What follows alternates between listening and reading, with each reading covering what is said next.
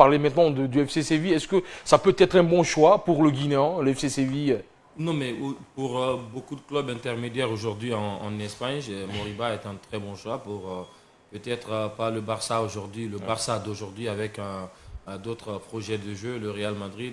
Mais moi, je pense que tous les autres clubs, ils pourraient avoir une carte à jouer. Le FC Séville qui, ces dernières saisons, comme je le disais, a rencontré beaucoup de difficultés, aimerait aussi se renforcer.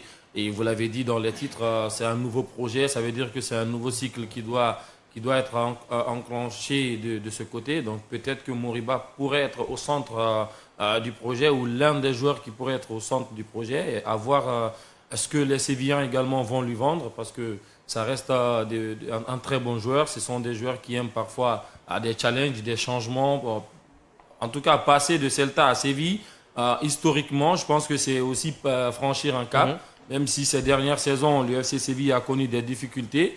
Maintenant, est-ce que Moriba, lui, voudrait partir? Ça, on ne le sait pas. Mais je pense bien, pour répondre à la question, ça serait une très bonne pioche pour le club sévillan. Ah, quand on parle de FC Séville, c'est quand même plus connu que le Celta Vigo en Europe tout de même. C'est plus costaud.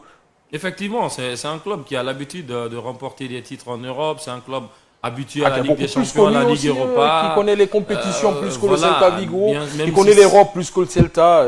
Bien entendu, mais sauf que la saison prochaine, ils ne sont pas qualifiés en Coupe d'Europe. Donc, ça, c'est un autre fait. Est-ce que Moriba, qui depuis son départ du Barça, n'a pas encore joué en match de Coupe d'Europe, donc peut-être dans un coin de sa tête,